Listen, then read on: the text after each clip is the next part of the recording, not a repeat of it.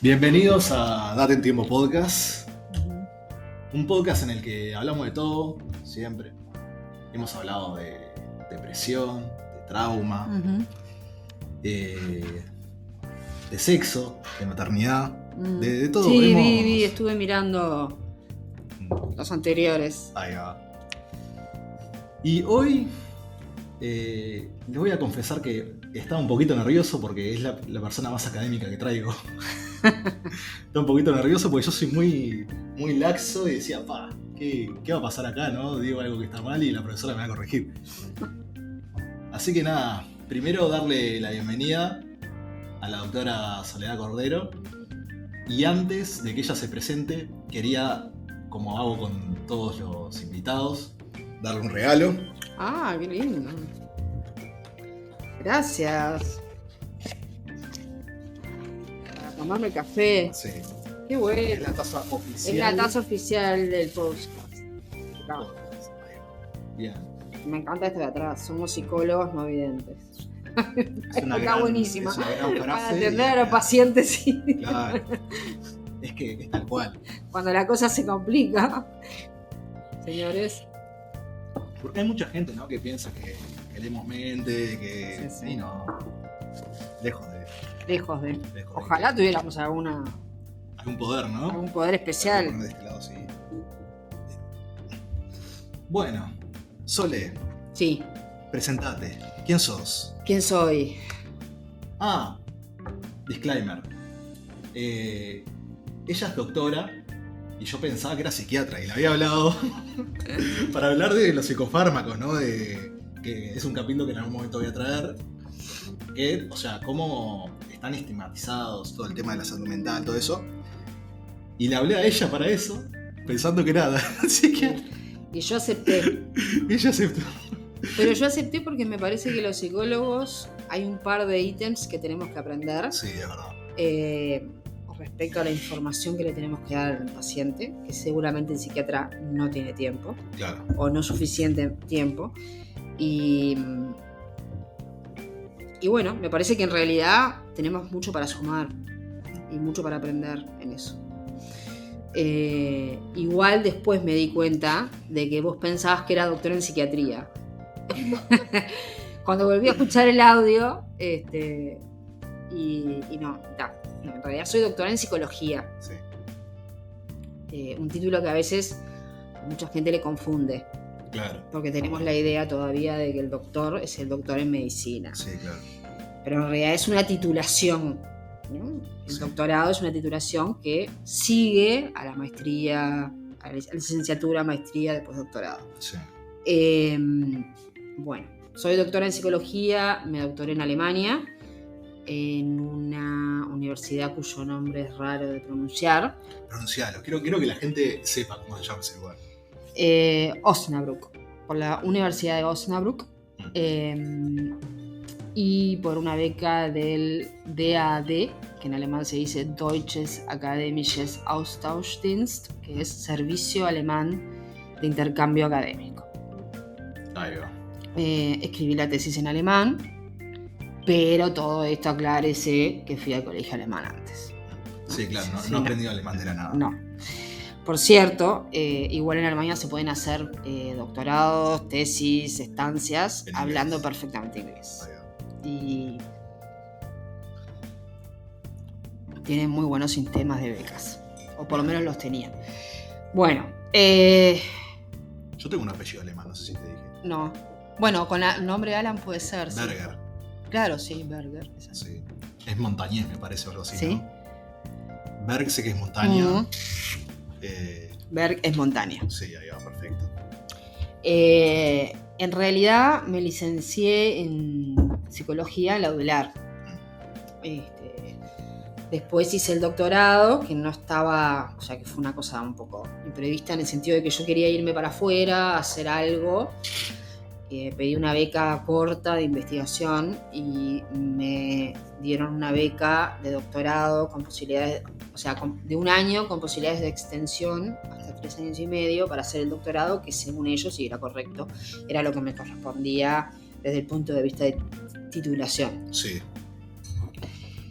Y hice mi doctorado en una temática relacionada con la personalidad y los trastornos de personalidad. Eran varios temas. ¿Cómo que matemática? No, trastornos de personalidad y trastornos de personalidad. Creo. A veces hablo muy cerrado. No entendí matemática, cualquiera, no, Alan está totalmente ido. ¿Qué tiene dentro de este café? El tema final era estrés y sintomatología clínica, el rol de la personalidad, los trastornos de personalidad y los déficits en la regulación afectiva. Y bueno, nada, después volví a Uruguay, empecé a trabajar en la Universidad Católica, empecé a dar clase en la cátedra de personalidad, digamos en lo que es la introducción a teorías de personalidad. Eso fue en el 2006 y de ahí en adelante, con algunos cortes, siempre he estado en esa cátedra. Y después empecé a dar en el seminario de trastornos de personalidad, que se da en tercero. Eso hace un par de años ya, desde 2015-16.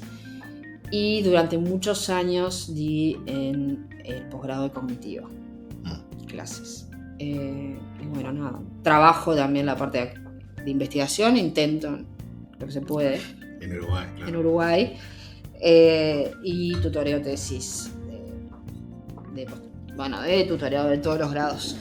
Pero siempre la parte clínica estuvo presente, más allá de la parte. O sea, nunca dejé el trabajo clínico. Siempre me formé en terapia cognitivo-conductual, en SUAMOC, hace años. Y bueno, después seguí formándome en otras áreas relacionadas con el movimiento cognitivo-conductual. Sí, yo creo que uno no para de formarse nunca, ¿no? Es como que yo tengo claro que hasta los 70 años no voy a parar. Es que siempre hay algo nuevo, siempre hay actualizaciones. Bueno, también las terapias cognitivo-conductuales cambiaron mucho en la última década y media, por ahí. Ha habido como un movimiento con la tercera ola que nos ha obligado también a todos un poco a ayornarnos, ¿no? Ustedes capaz que no tanto por edad, los que veníamos hace mucho tiempo, un poco necesariamente hubo que ayornarse. Sí. Y bueno, no sé qué más. No, yo creo que ya te conocen, o sea, por la presentación, digo.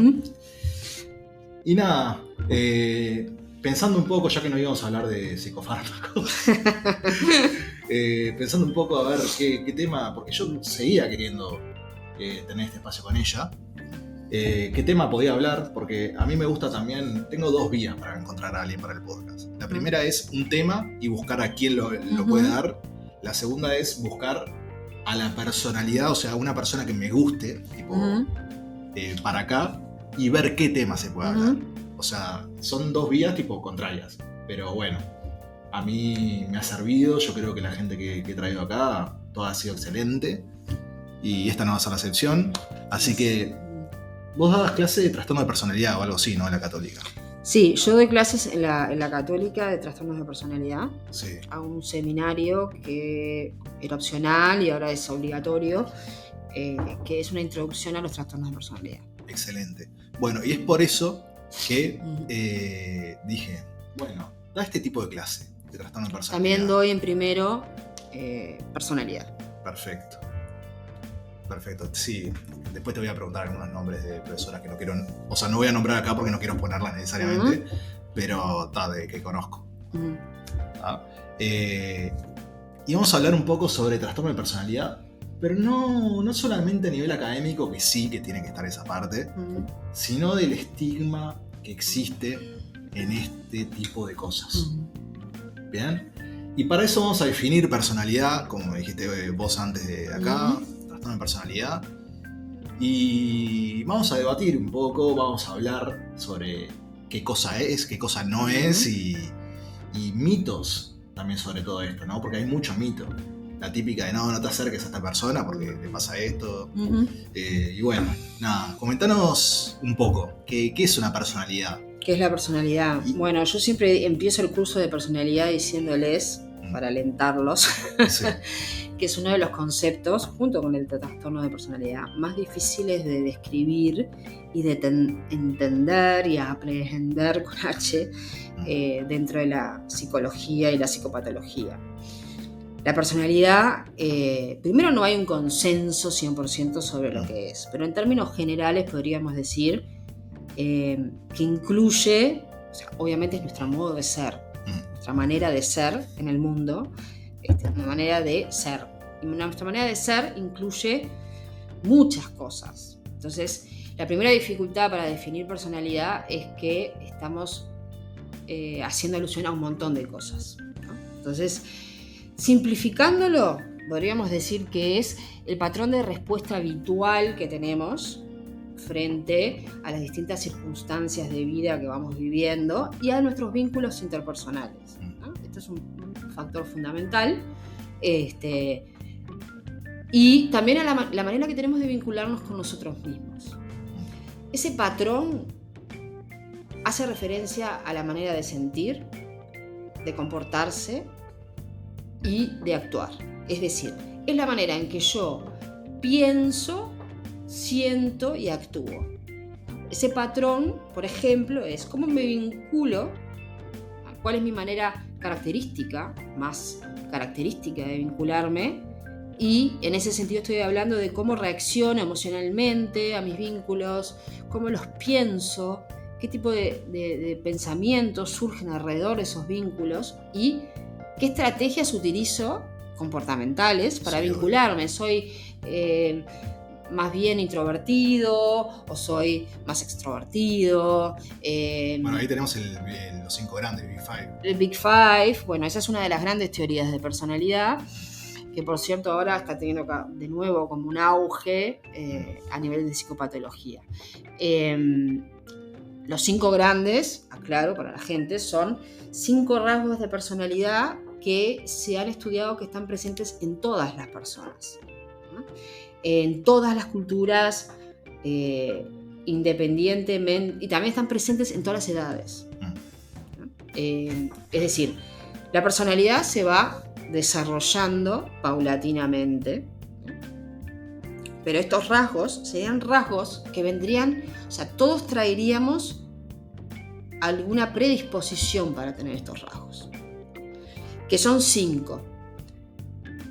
Emocionalidad o neuroticismo, que tiene que ver con la manera en que cómo son mis emociones, cómo las puedo regular, con qué emociones tiendo a reaccionar más. Sí.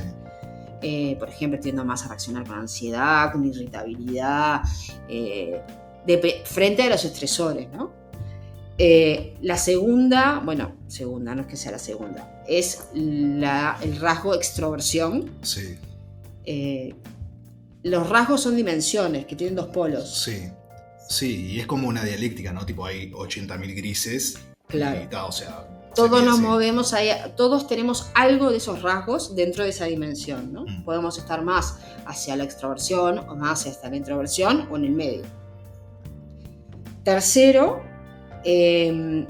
es apertura a la experiencia, que tiene que ver con la curiosidad que tiene la persona o no para abrirse a nuevos estímulos, nuevos conocimientos, o si está en la otra dimensión, si tiene una baja apertura a la experiencia, más bien preferir actividades rutinarias sin tantas cosas nuevas, ¿no?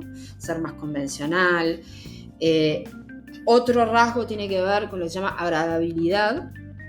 Afabilidad o afabilidad también. Sí, me acuerdo porque en primero también lo oí eso. Claro. Que tiene que ver con no tanto cuánto necesito los vínculos como en extroversión e introversión, sino cómo me vinculo, ¿no? ¿Cuál es la cualidad las cualidades de mi forma de vincularme? ¿Soy más empático, colaborador, amable o por el contrario? Tiendo a ser poco empático o más bien un poco agresivo en mis vínculos, ¿no? Y el quinto rasgo es perseverancia o tiene varios nombres, dice que no son responsabilidad, perdón, que tiene que ver con la tendencia que yo tengo a organizar. Si estoy en el polo alto, digamos, de responsabilidad, soy una persona que me oriento a metas, que me organizo, que tengo una disciplina y que tengo un control de impulsos adecuado también para poder alcanzar eso.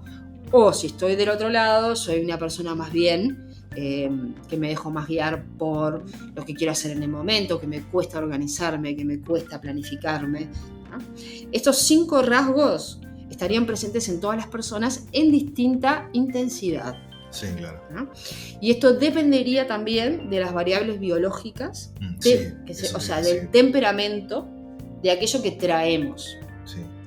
Y te hago una pregunta también, ¿no? Y me fui de tema. No, está perfecto. Es más, te voy a dar más, no sé cómo es la palabra, pero te voy a dar más para hablar de esto, ¿no? Para discutirlo. Muchas de estas cosas me hicieron acordar al apego también, ¿no? Como que... Sí. La afabilidad, ¿no tendrá algún punto de contacto con el apego? También sí. La apertura de la experiencia, porque me imagino seguramente que, que sí. Igual es la teoría de rasgos no ha establecido muchos vínculos con otras. Sí, pero yo hablo más que nada habiéndolo estudiado, o sea, no me acuerdo tanto, pero no de que ellos digan eso, sino de que otras teorías se entrelacen. De alguna manera.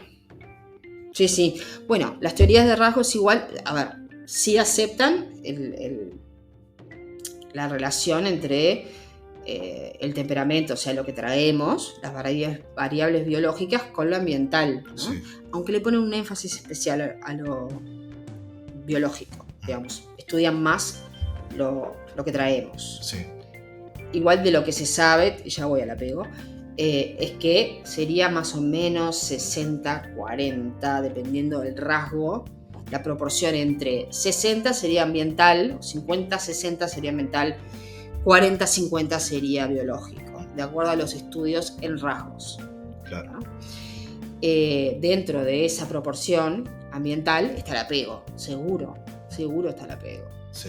Y es muy importante también cómo reaccionan las figuras de apego, o sea, las figuras significativas, frente al estilo temperamental que trae el niño. Es que estaba yo pensando ahí un poco en voz alta, o sea, me imagino que un nene que toda la vida iba a tocar algo y la madre decía, no toques. Y como que, obviamente, a medida que fue creciendo, no con tocar cosas, pero sí con, no sé, el hijo iba a salir a bailar o iba a salir a algo y la madre lo tenía medio con la cajita de cristal. Me imagino que esa persona, la apertura de la experiencia seguramente no le dé tan alta. A ese tipo de cosas me refería. Exacto. Igual ahí hay una cosa que hay un concepto que desarrolló, creo que de Bush y Blooming, siempre me olvido el nombre, que se llama bondad del ajuste, que tiene que ver con cómo encaja lo que trae el bebé con lo que es la persona, la figura significativa de apego, ¿no? Sí. O la mamá y el papá o otras, ¿no? Ahí se tiene que haber como un encaje. Bondad de ajuste tiene que haber un encaje. Durante mucho tiempo se pensó que el bebé de alguna manera era algo pasivo que recibía todo, ¿no? Sí, como una tabula rasa. Ahí va, recibía todo la influencia ambiental. Estos autores empezaron a trabajar la idea de la bidireccionalidad, ¿no? O sea, lo que el bebé trae va a influir en sus figuras de apego, sí, y no es lo mismo. Y ahí aparecen todo lo que son las clasificaciones sobre temperamento, los distintos tipos de temperamento. No es lo mismo un bebé con un temperamento difícil, que llora mucho, que le cuesta regularse los ritmos biológicos, ¿no? Que un bebé que rápidamente adquiere la capacidad para dormir rápidamente, para agarrar un ritmo biológico para dormir, para comer, etc. Va a depender mucho la mamá o el papá o la figura de apego que lo reciba, sí, cómo eso se va a dar ese ajuste, y eso va a influir mucho en cómo se desarrollan esos rasgos. Sí, obvio, es que, por ejemplo, en hermanos mismo, o sea, ya cuando ves diferencias en el temperamento de esos niños, O sea, después los padres muchas veces te dicen, no son los mismos, entre comillas, con un hermano que con otro. No, es que eso está totalmente estudiado, ¿no? Sí. Hermanos crecidos en la misma casa, la misma educación, los mismos papás, y no tienen los mismos rasgos de personalidad. Esto lo ha estudiado mucho la genética conductual, ¿no? Y está claro que es que no se trata igual a todos los hermanos.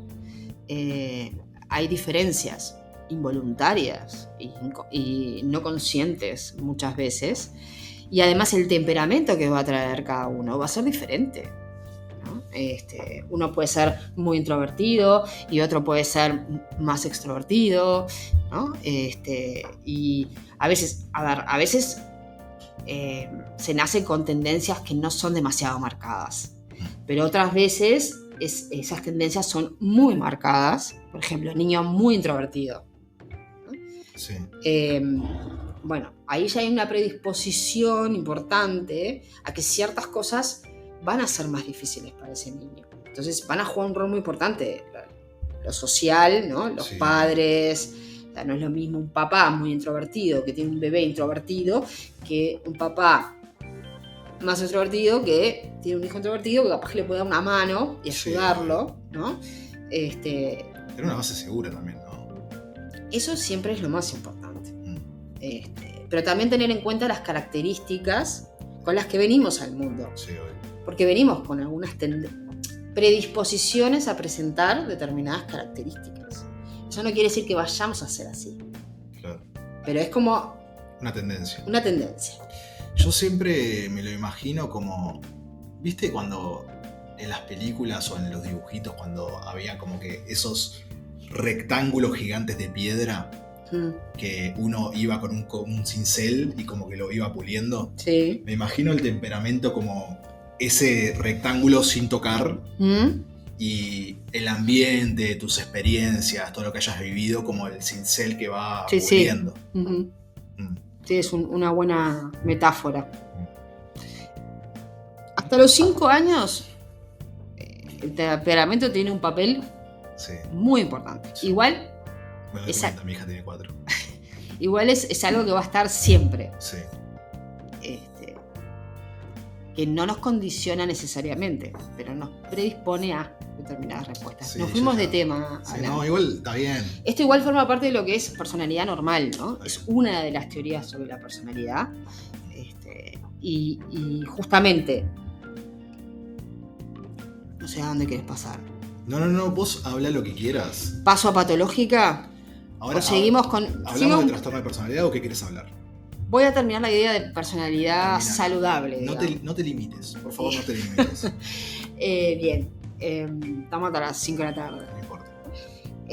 La personalidad que se desarrolla de una manera saludable es aquella que nos permite vincularnos con el medio ambiente de una manera flexible.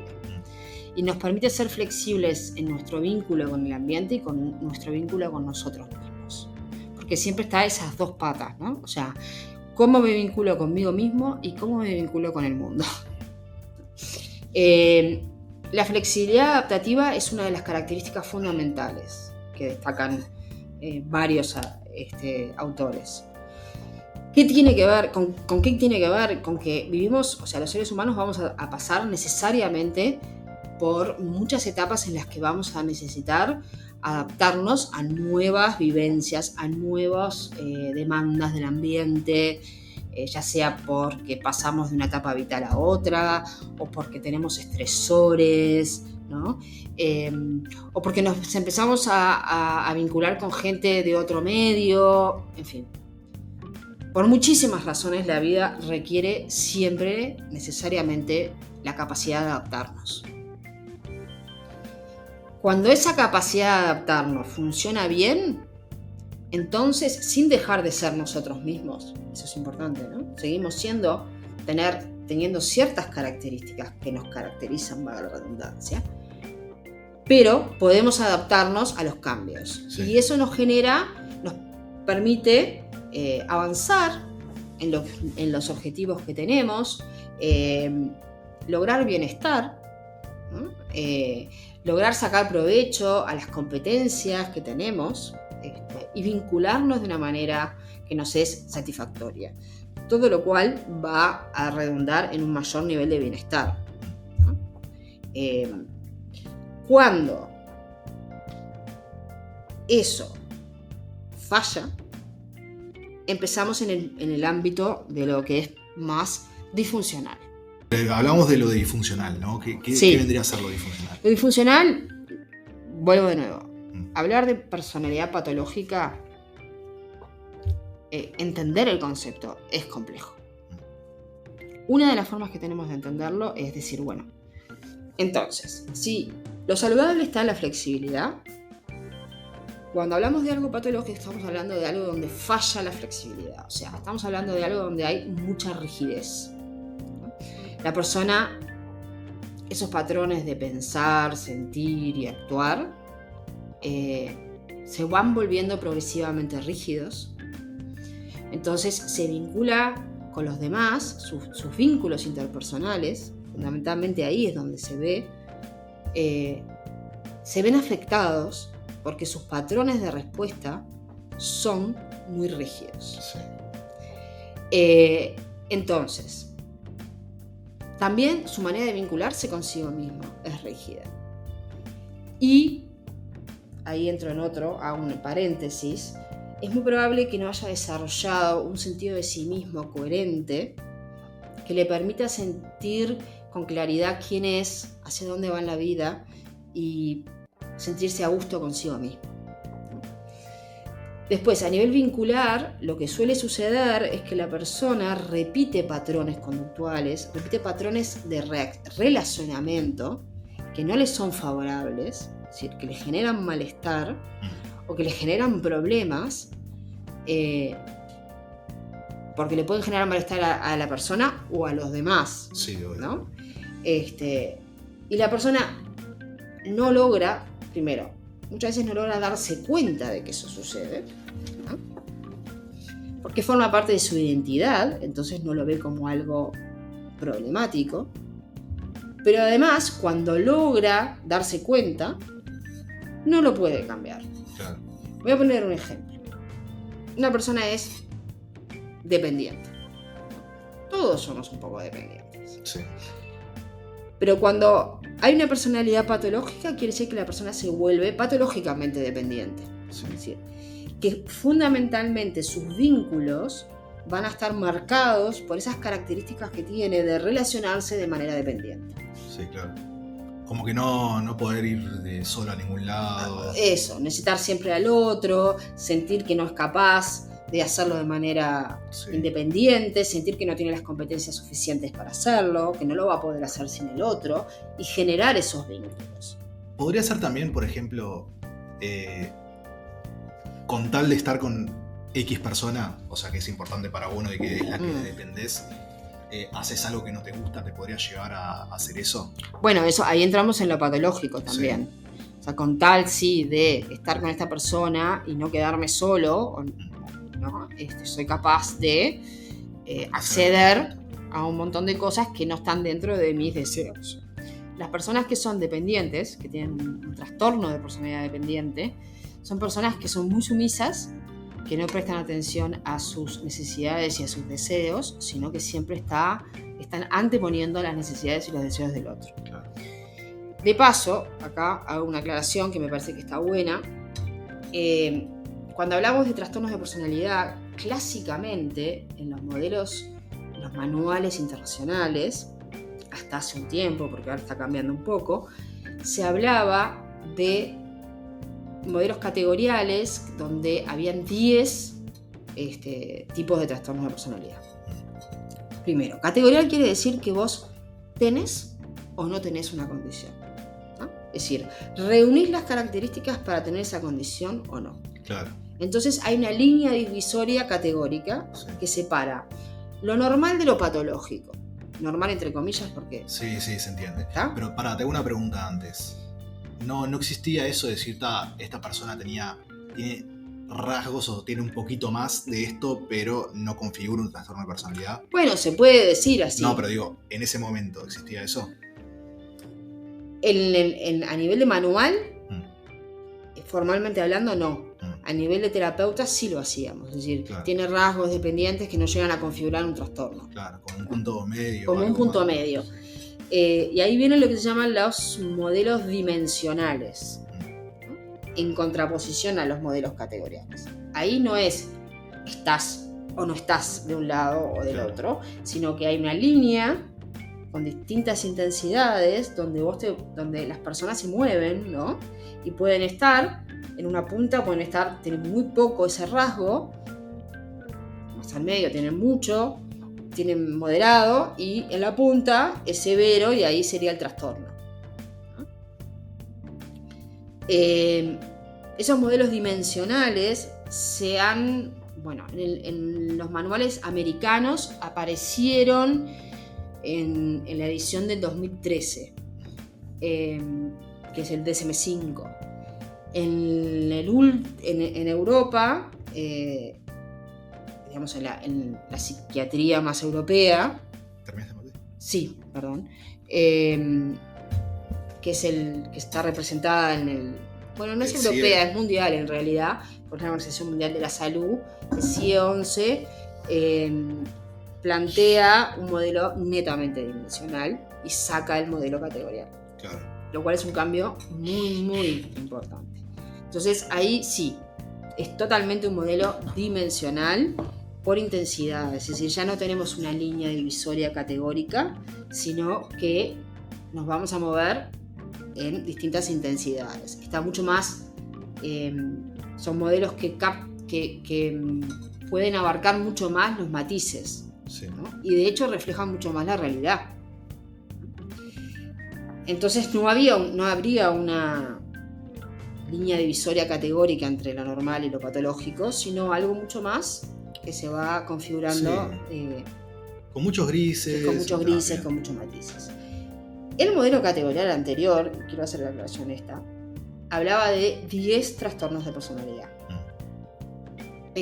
Los trastornos de personalidad, o sea, teníamos una definición general que era esto que vengo diciendo ahora, ¿no? Un patrón rígido, inflexible, de vincularse, que afecta a la persona, ya sea le genera malestar a la persona o le genera malestar al ambiente, le genera consecuencias a la persona en todos los ámbitos de su vida.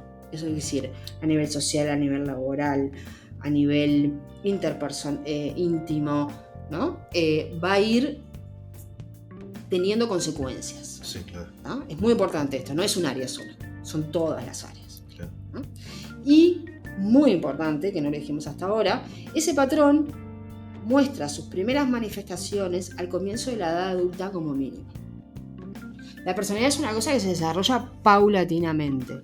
Nadie va a desarrollar un patrón disfuncional de personalidad a los 50 años. Claro. ¿No? O sea, es como una cosa que paulatinamente vamos desarrollando y sobre todo al comienzo de la edad adulta se supone que ya está más armado, ¿no? Sí. Y va a tender a permanecer en el tiempo. Sí. Esas es las primeras cuestiones para definir tiene un trastorno de personalidad, ¿no? Lo segundo era poder elegir cuál de ellos. Sí. Y había 10. Esquizoide, esquizotípico, paranoide, trastorno límite, trastorno histriónico, narcisista, antisocial, dependiente, evitativo y obsesivo. Estaban divididos en 3 categorías, que eso está bueno para entenderlo. La categoría A siguen divididos en 3 categorías, en realidad. La categoría A eran los trastornos que se denominaban como más extraños, más bizarros y no tan frecuentes en realidad. O por lo menos no tan frecuentes. No tan frecuentes. En el grupo B eran el trastorno límite, que es el más conocido, sí, yo creo. El histriónico, el narcisista, sí, y el antisocial. Y el grupo C, el evitativo, el grupo C son los ansiosos, ¿no? El grupo B es el grupo de los impulsivos, manipuladores. Buenas comillas. Sí, no me gusta mucho la palabra manipulador. Pero sí, que tienden a ser impulsivos, que tienden a ser extrovertidos, a necesitar más emociones. Sí, o sea, dentro del espectro de la desregulación emocional vendrían a estar más en el descontrol, capaz. Claro, sí. Mientras que los del grupo C están... El sobrecontrol. Sí.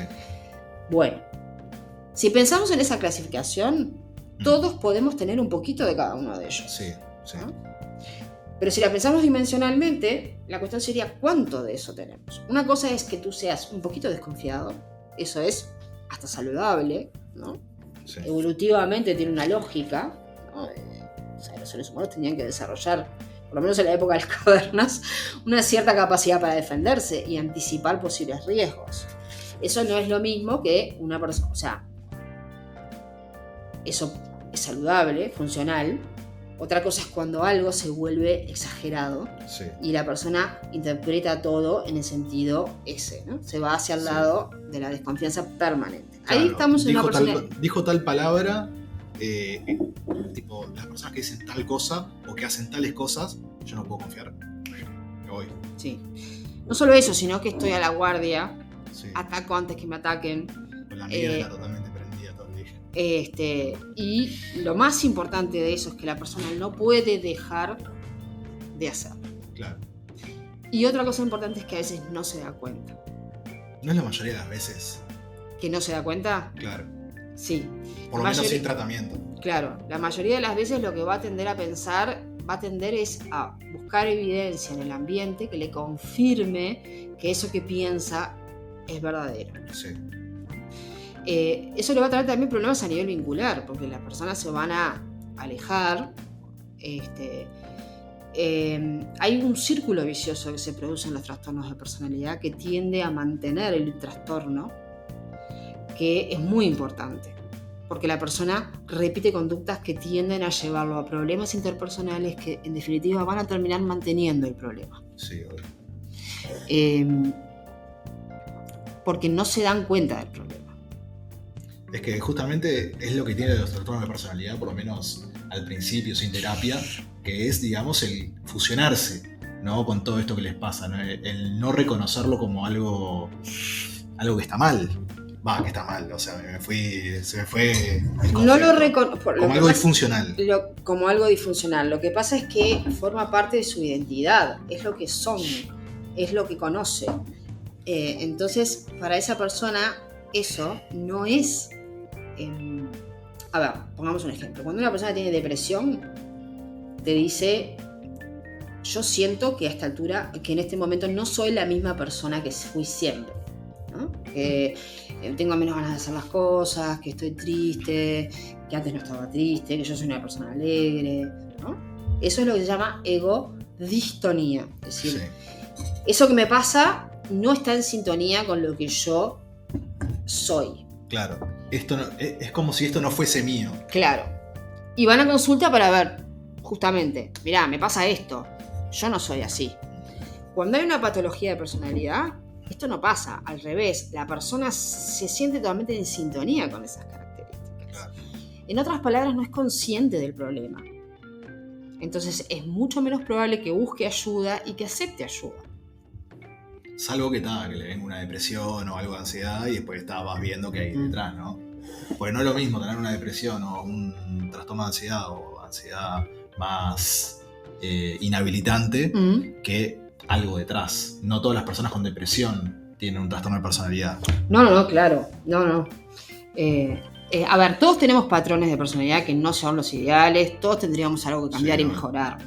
El problema es cuando ese patrón vincular te está trayendo tantos problemas, está haciendo que tú no puedas acceder a tus objetivos vinculares, profesionales, académicos, sociales,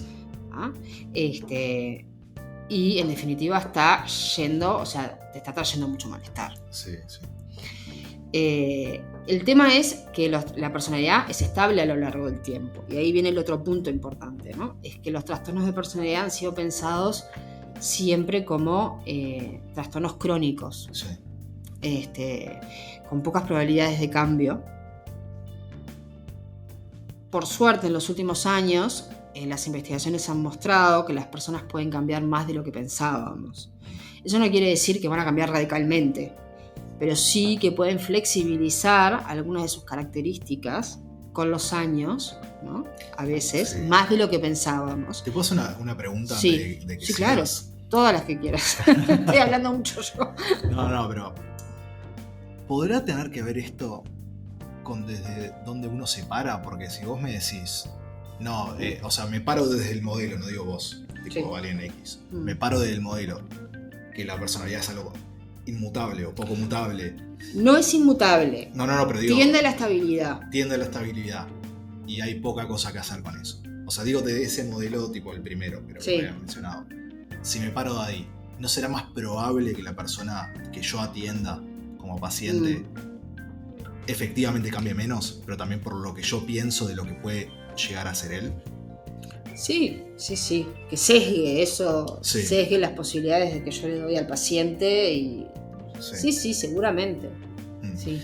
Y en cambio, a ver, o sea, no, el otro polo que es el, no, todo se puede cambiar. O sea, no llegás a ese punto, obviamente, de que todo se puede cambiar, pero capaz con una visión un poco más, menos rígida, la persona podría llegar a cambiar dentro de su potencialidad de cambio, ¿no? Tipo, Sí. un poco más. O sea, ¿qué sería más saludable para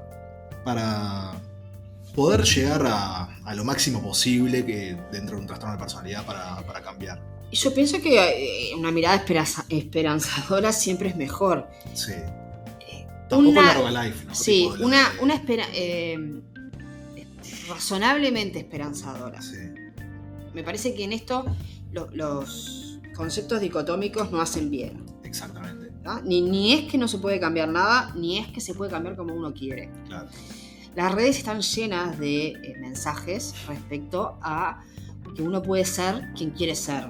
Sí. Y la verdad es que eso es y no es posible, ¿no? Sobre todo dependiendo del momento vital en el que estemos. Yo no puedo ser astronauta. Por ejemplo, a mí la capacidad física se habrán dado cuenta de mis abdominales marcados y mi resistencia. No lo habrán visto, pero o sea, yo físicamente no puedo ser astronauta. Y a mí a mí me gusta llamarlo como el complejo Herbalife, ¿no? Que te venden el concepto de vos podés hacer todo lo que quieras, que tenés que hacer esto, que no sé qué, que seguís tus sueños. Sí.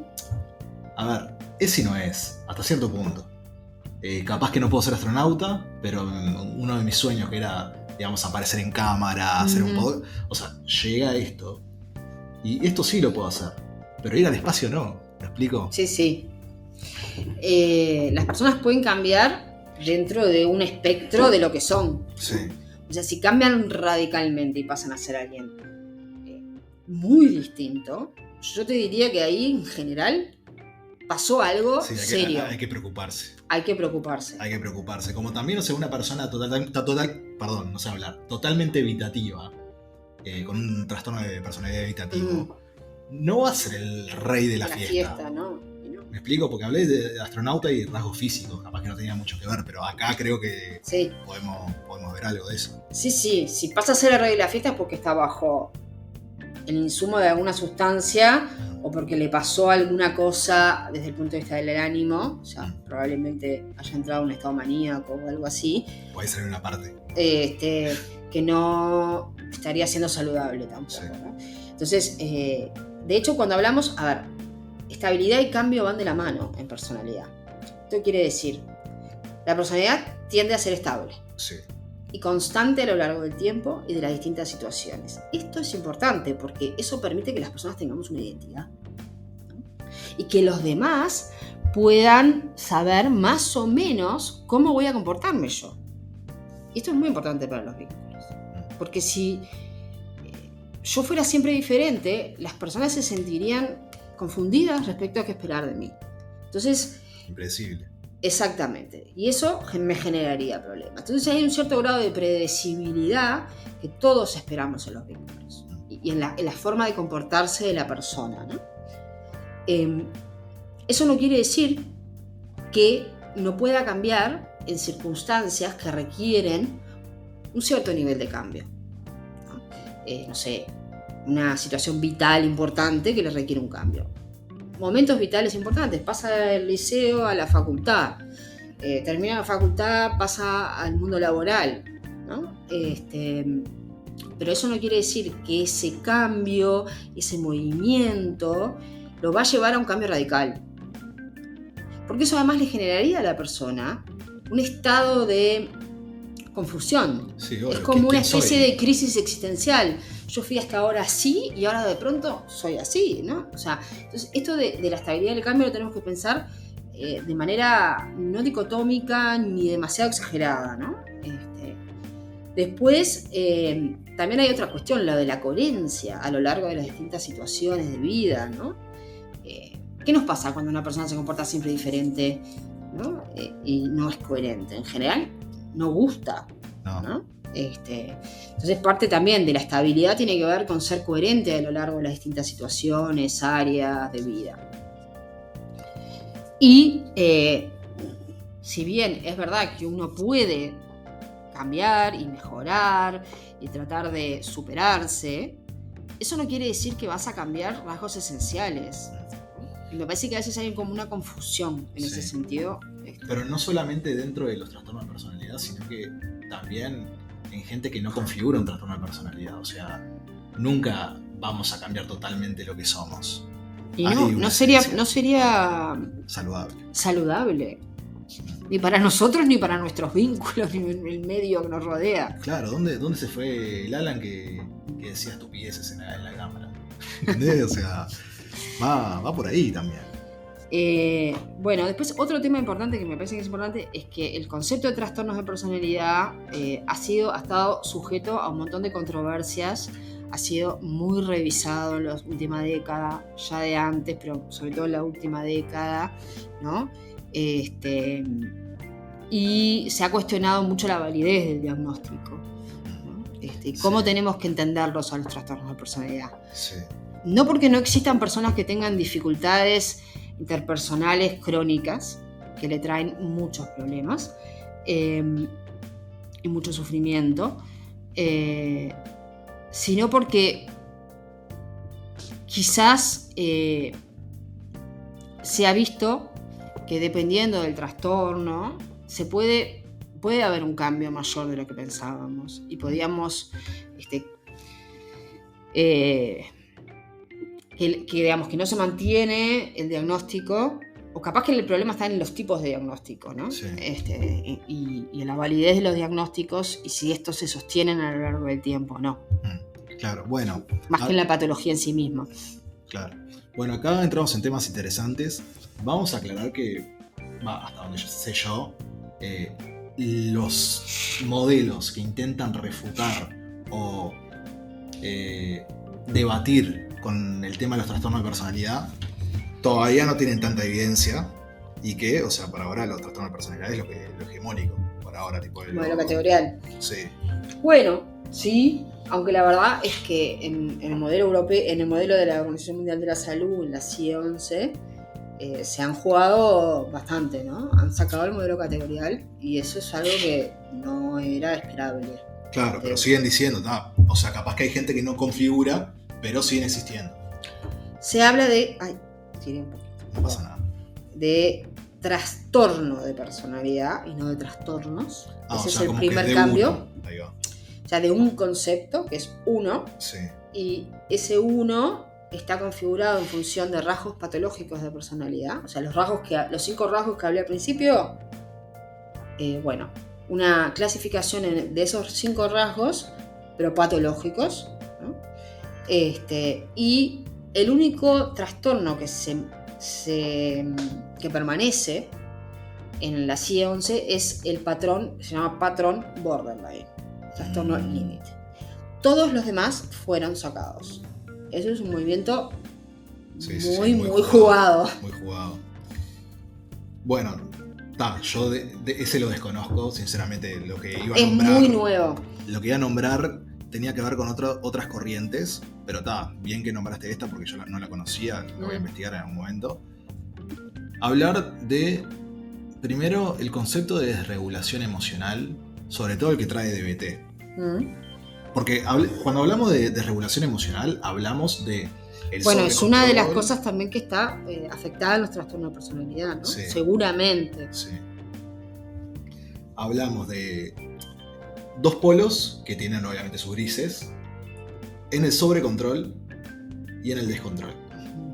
Entonces, por ejemplo, DBT, que es una terapia que inicialmente surgió para el tema de trastorno límite de personalidad, después se fue, digamos, diversificando a otros trastornos y a otras condiciones, hablaba de desregulación emocional, por lo menos en lo que he estudiado, como la incapacidad o la extrema dificultad para regular mis emociones y mis conductas. Esto hablaba solamente de lo que es el descontrol. Sí. ¿Me explico? Que era lo que había postulado Marcia en uno de sus libros, no me acuerdo cuál, no me van a buscarlo. Desde el principio. Sí. Año 2000, creo, o antes. Sí. Entonces, hablaba de que la persona pasaba de 0 a 100 emocionalmente, de un momento para el otro. Obviamente, sintiendo un 100, actuaba como un 100. ¿Qué quiere decir? Estoy ultra triste porque siento que me van a abandonar, voy a hacer algo coherente con eso que siento. Esto sin tratamiento, sin nada, ¿no? O sea, sí. Estoy hablando de así, o sea, así nomás. Y un lento retorno a la calma. Entonces, cuando hablamos de eso, por ejemplo, por lo menos desde DBT, es como que no te está hablando tanto de un... O por lo menos no me da la impresión a mí cuando traen esa definición de que hable de un trastorno de personalidad, sino de algo más de regulación emocional, ¿no? O sea, basado todo en eso, pero no tanto de rigidez a nivel cognitivo, a nivel valores, sí a nivel capaz conducta, ¿no? No sé qué pensamos de esto. ¿Desde la DBT? O ese concepto general, en general. Ese concepto de desregulación. Lo que pasa es que Marshall lo aplica, viste, también dice, se expresa en varias áreas. En la cognitiva, en la identidad, perdón. Claro. En la conductual, en la de los afectos, y me está faltando una. Y en la interpersonal. O sea, que la desregulación emocional es es el núcleo del problema, pero que afecta a todas las otras áreas. Claro. Pero hay mucha gente que dice que en realidad he escuchado que incluso tipo, hay gente que no le dejan llamar más trastorno de límite de personalidad, sino que... Le hablan de regulación emocional. Bueno, yo personalmente pienso que no es lo mismo que alguien tenga una desregulación emocional a que alguien tenga un trastorno límite de personalidad. Como que la desregulación sería como un espectro, ¿no? Yo pienso que es una parte de... Sí. Un espectro, sí, con distintas... Sí, obvio. Sí, claro, con distintas intensidades.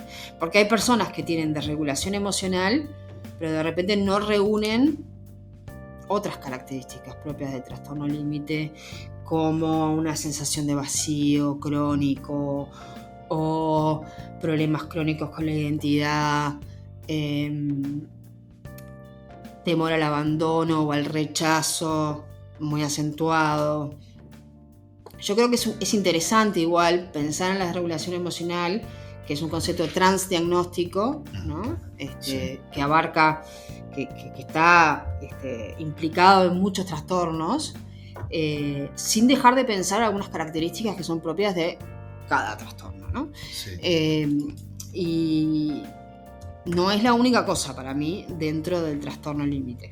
Sin duda es una de las más importantes. Perfecto. Bueno, ya hablamos un poco sobre lo que es la personalidad, trastorno de personalidad. Hablamos de uno de los conceptos que a ver, no todo el mundo que habla de regulación emocional lucha contra el concepto de trastorno de personalidad en general. Pero acá voy a tirarte otro más fuerte. El modelo de aceptación y compromiso, el modelo terapéutico de tercera ola de aceptación y compromiso, que los más radicales dentro de ese modelo hablan de que no hay trastornos. Lo primero que se planteó dentro de este proceso te habla del trastorno de, valga la redundancia, de evitación experiencial, que se podría manifestar de miles de maneras, que en realidad vendría a ser tipo lo que cada trastorno del DSM, pero llamado de otra manera. Llamado de otra manera. Y hoy habla de inflexibilidad psicológica. Y lo de la habitación experiencial es uno de los tantos puntos que se habla. Quería decir algo, perdón, te recordé. No, te estoy escuchando. Bien. Entonces, yo quería traer un poco para debatir este modelo, a ver si podemos encontrar patrones de intersección, o que se cruzan, no sé bien cómo decirlo, entre la definición de trastorno de personalidad o de personalidad en sí y estos, ¿cuántos son? 6 puntos. 6 Bien, puntos, que plantea ACT en su Hexaflex o modelo hexagonal. Que los tengo que mirar de nuevo, ¿sí? Bien, igual yo te los voy a ir nombrando y vamos bien. viendo. El primero es la aceptación, ¿no? Pero va desde lo emocional, porque acá también hablábamos de la habitación experiencial, y la aceptación de que tengo todas las emociones, ya sean agradables o desagradables. A mí no me gusta decir positivas o negativas, porque siento que si uno tiene miedo, te dicen, no, es una emoción negativa. No es una emoción negativa, porque capaz que me salga un tigre. Sí, claro. Sí. Tiene una función, seguro. Sí. Ahora, el tema es cuánto igual no miedo... es agradable. Sí, evidentemente. Por eso, agradables o desagradables. Aceptar todas las emociones, aceptar que el dolor es parte de la vida. Y acá tenemos, digamos, el patrón flexible, ¿no? Pero porque tampoco es casarse con el malestar y tipo dormirme con la tristeza como almohada, ¿no? Y después, dentro de lo inflexible que habla acá, habla de la evitación experiencial. No estoy dispuesto a sentir nada de lo aversivo. Sí. Entonces, este concepto, no sé si preferís que vaya con todos o que te diga uno a uno, a ver si coincide o no, o hay algún punto de contacto, esa era la palabra que quería dar. Punto de contacto entre lo que es la teoría de la personalidad y trastorno de personalidad y esto que plantea ACT. Dale. ¿Cuál fue el primero? El de aceptación versus evitación experiencial. Bueno, ahí yo lo que veo es un punto de contacto con la evitación experiencial. Es muy frecuente en los trastornos de personalidad. Sí. O llamémoslo las personas con dificultades a nivel de personalidad, si queremos sacarle la connotación negativa de trastorno. Es muy probable que haya más evitación experiencial. Que sean personas que por su historia de vida, que acá no entramos mucho en eso, pero la mayoría de los estudios muestran que hay situaciones traumáticas a la base de estas problemáticas, ¿no? Y es muy probable que esas personas hayan echado mano de la evitación experiencial más de la cuenta. Y eso haya sido funcional en algún momento, pero haya dejado de ser funcional, claro, por uso excesivo, ¿no? Entonces, o porque el contexto cambió. O que el contexto cambió también. Y lo que sucede con eso después es que es mucho más difícil para la persona aprender de sus emociones y de sus experiencias, porque automáticamente las evita, ¿no? Entonces también desde el punto de vista terapéutico es más difícil acceder a esas emociones. Sin duda es algo con lo que hay que lidiar terapéuticamente para que la persona pueda mejorar. Yo en lo que son los más bizarros, trastornos más bizarros, sí, que son los que menos idea tengo, sinceramente.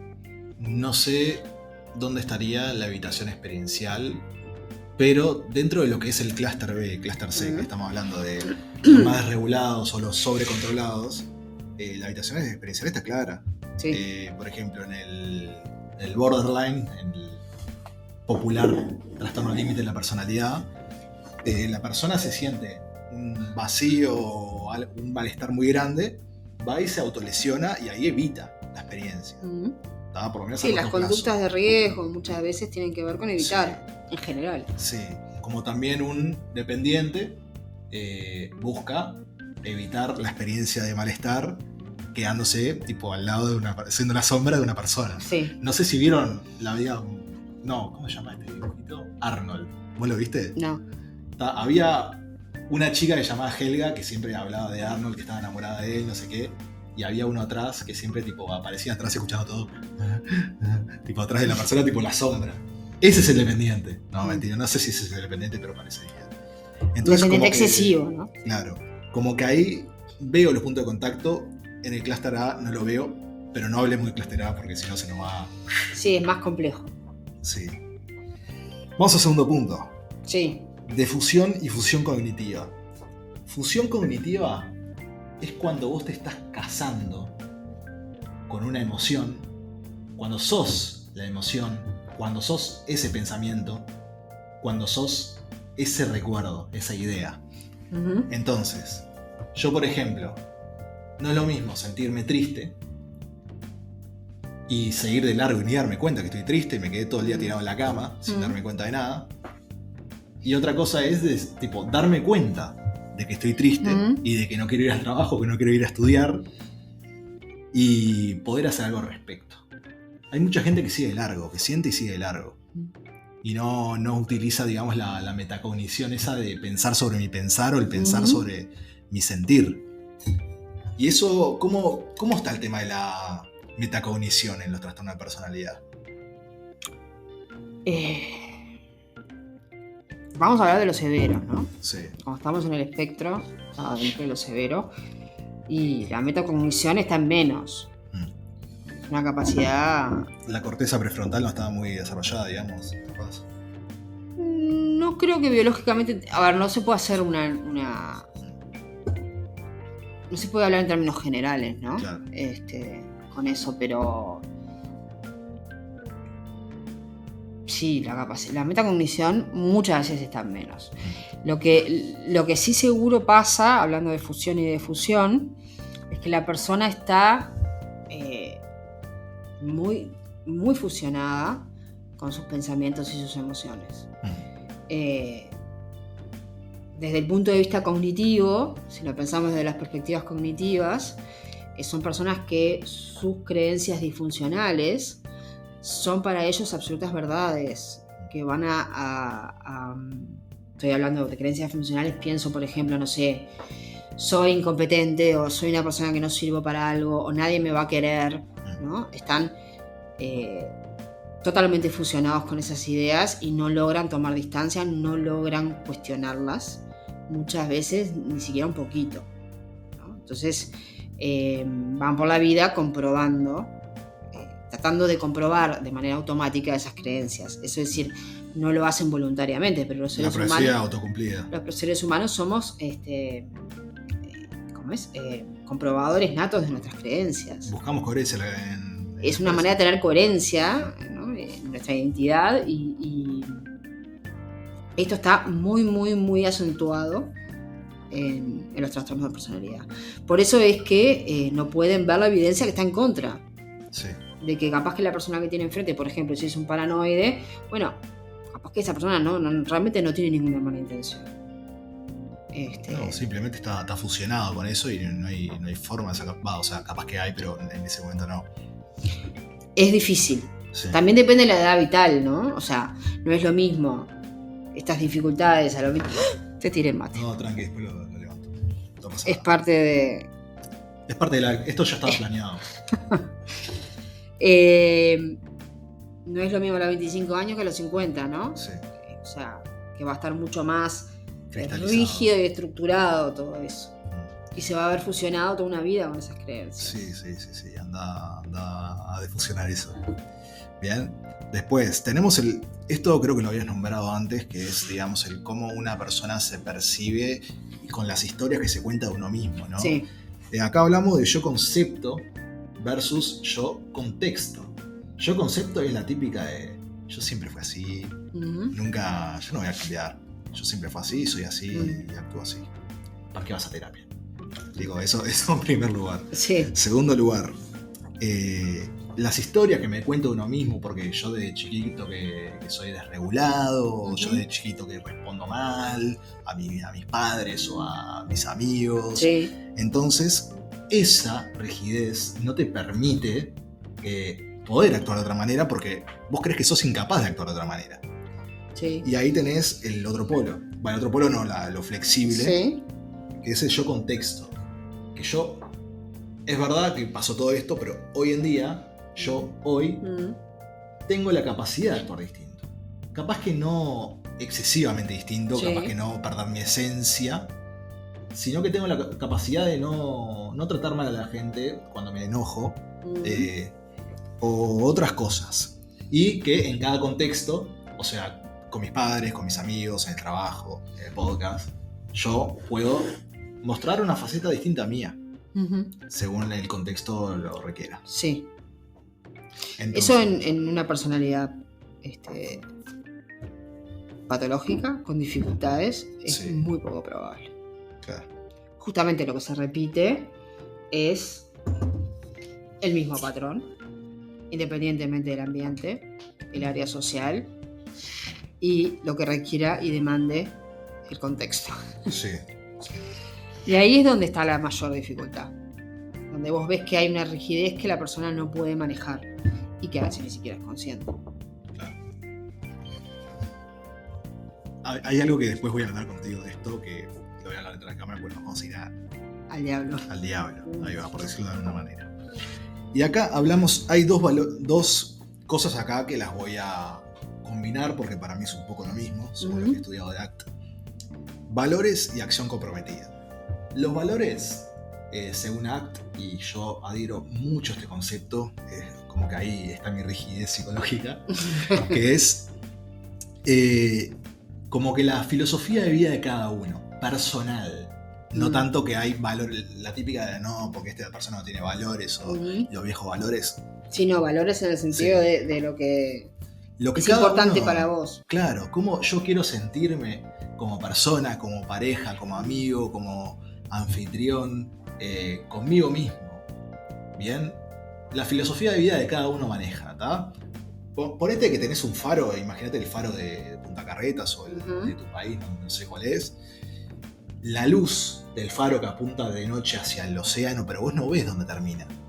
Es como que ves la dirección, no ves dónde termina esa luz. Ese es el valor. No es algo alcanzable. Es, por ejemplo, ser una persona honesta. Yo, si te digo la verdad una vez, no es que llegue a ese valor. Fui en dirección a ese valor una vez. Pero yo sería, digamos, el barquito.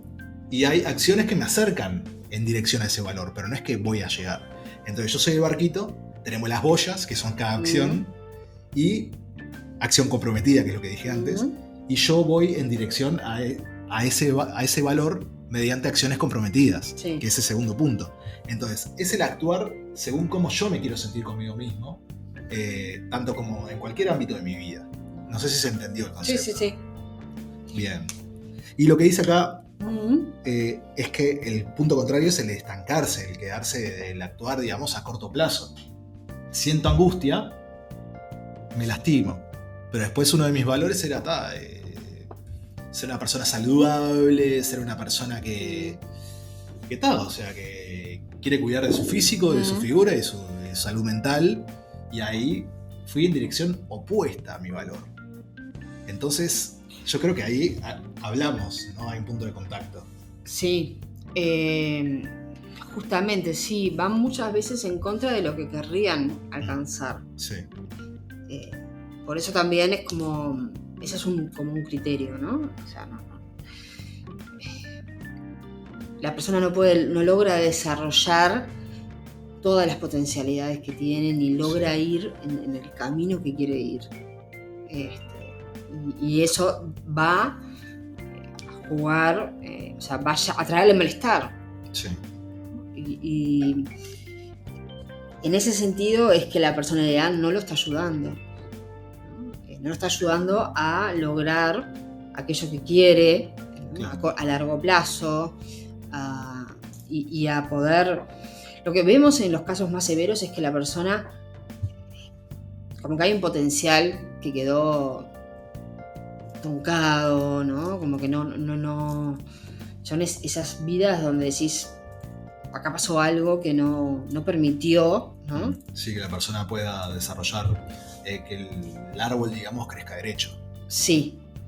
De nuevo, depende mucho del momento vital, depende mucho si tuvo tratamiento, etc. ¿no? Pero pienso que por ahí, justamente, es una de las cosas que no logran, ¿no? A veces, si son cosas más moderadas, lo logran hasta cierto momento de la vida, que se les empieza a hacer como más complicado. Claro. Es difícil como establecer una línea, ¿no? También, porque depende en qué momento empieza como a ser más problemático el trastorno. O sea, si pensamos que está desde siempre, o sea, que se fue gestando lentamente, bueno, en general la adolescencia es un momento en el cual va a haber como o primera etapa adulta, donde van a empezar a verse los primeros signos complicados, ¿no? del trastorno. Los primeros signos del trastorno. Pero hay algunas personas que a veces lo llevan mejor y aparece más tardíamente, ¿no? Y logran más alcanzar sus objetivos, ¿no? Sí, y claro. sus valores. Sí. Y orientar su vida en función de sus valores. Sí, yo creo que yendo a terapia, sobre todo. Sí. También depende mucho también lo que los rodee, los vínculos, ¿no? Sí, pero ahí a mí me pasa que yo pienso que por algo llegó a desarrollar este trastorno de personalidad. Bueno, sí, está. No es una isla que se creó, se generó solo, ¿no? Sí, o sea, no nació de un huevo, como diría mi amiga Mónica. Sí, no nació de un huevo.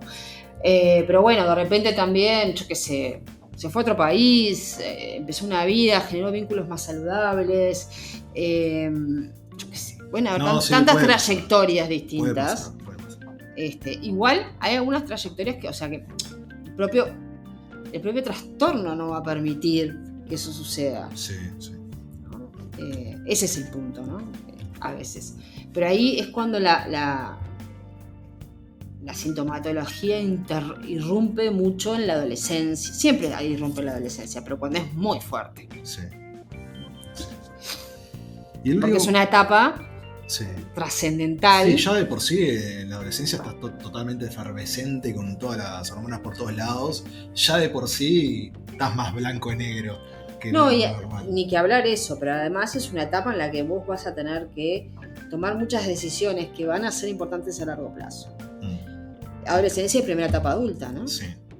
Estudios, terminar estudios, elegir carrera, grupos sociales. Es un momento vital muy importante, donde hay muchas cosas a largo plazo que son importantes, ¿no? Sí, obvio.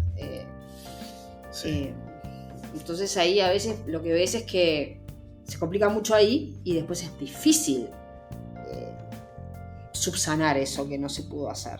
Bueno, no es imposible, ¿no? Para nada, ¿no? Pero no, es complicado, hay una tendencia.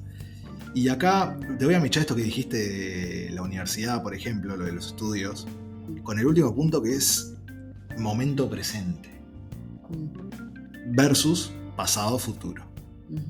El fusionarme, como dije antes, con mi pasado, con un futuro catastrófico. Entonces, si yo me fusiono con mi pasado, y mi pasado fue que toda la vida me dijeron que era un burro, ¿qué me voy a meter en una universidad? ¿Qué me voy a poner a estudiar? Sí. ¿Me explico? Entonces, todo este Exaflex, que tiene un nombre cool, digamos, yo creo que tiene mucho punto de contacto. ACT no habla de trastornos, pero yo creo que sí existen. Yo creo que sí existen. Le podremos poner el nombre que queramos, pero sí existen. Sí. Sí, ¿qué quieras así? Perdón. No, que es una buena, me parece interesante, ¿no? Que sí, que estos conceptos de ACT se pueden ajustar, digamos, a la conceptualización de los trastornos, ¿no? Y yo quería ir más allá de que le pongamos un nombre. Sí, obvio. O sea. Es que está, sí. Todo se ajusta, podemos poner el nombre que quieran, pero existe. La diferencia yo creo que va en qué tan optimistas o no seamos. Y acá yo creo que dentro de un punto medio no Herbalife o tampoco no tan rígido, creo que hablando antes, llegamos a como una especie de punto medio en el que hablamos de, bueno, primero, no estigmatizar estas cosas. Porque, a ver, no son monstruos En absoluto. las personas con trastorno de personalidad. No, ahí también para el público general es importante saber que eso es una cosa que uno escucha muy a menudo, porque el nombre asusta. Sí. ¿No? Es lo primero, que muchos autores han hablado en contra del uso de este nombre porque son conscientes del daño que genera. Del daño que genera, ¿no? Y tener claro que el trastorno de personalidad no es personalidad múltiple. Y eso yo siempre lo digo porque no se sale de las películas o algo así, no tiene nada que ver con ese concepto. Por el contrario, hay una personalidad y bien definida y bien rígida. Claro, o sea, no es que anda variando la persona. Y además son trastornos o disfunciones, o le pongamos el nombre que le pongamos, muy frecuentes, ¿no? Que eso también me parece que es importante. O sea, no son para nada, no tienen una prevalencia baja, tienen una prevalencia alta en población general. Sí. Y mucho más alta en población psiquiátrica, ¿no? Sí. No son nada muy extraño. No es una patología rara de encontrar, no son personas raras, no entran dentro de la lógica que usan las personas para pensar en locos, es decir, no están bajo el criterio, no pierden el criterio de realidad, no andan alucinando, delirando. Tampoco esa gente tiene que ser estigmatizada, pero quiero decir, me parece que el nombre trastorno de personalidad no ayuda a nada, porque la gente vuela con la imaginación, y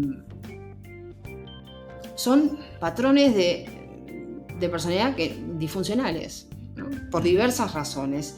Y en realidad lo bueno es que hoy en día tenemos un montón de terapias que apuntan a trabajar esto. Sí, claro. Y que la idea de que no son tratables es cada vez más refutada. Sí. ¿No? De hecho, cuando alguien presenta patrones de personalidad medianamente rígidos, ¿no? Y que le traen problemas, bueno, cuanto antes los trate, mejor. Sí. ¿No? Incluso antes de los 18. Exactamente, ¿no? Porque con la idea esta de que el adolescente, que es adolescente y que se está formando la personalidad, muchas veces se deja pasar esa etapa esperando la adultez, y lo que termina sucediendo es que se empiezan los problemas se empiezan a volver más severos. Sí.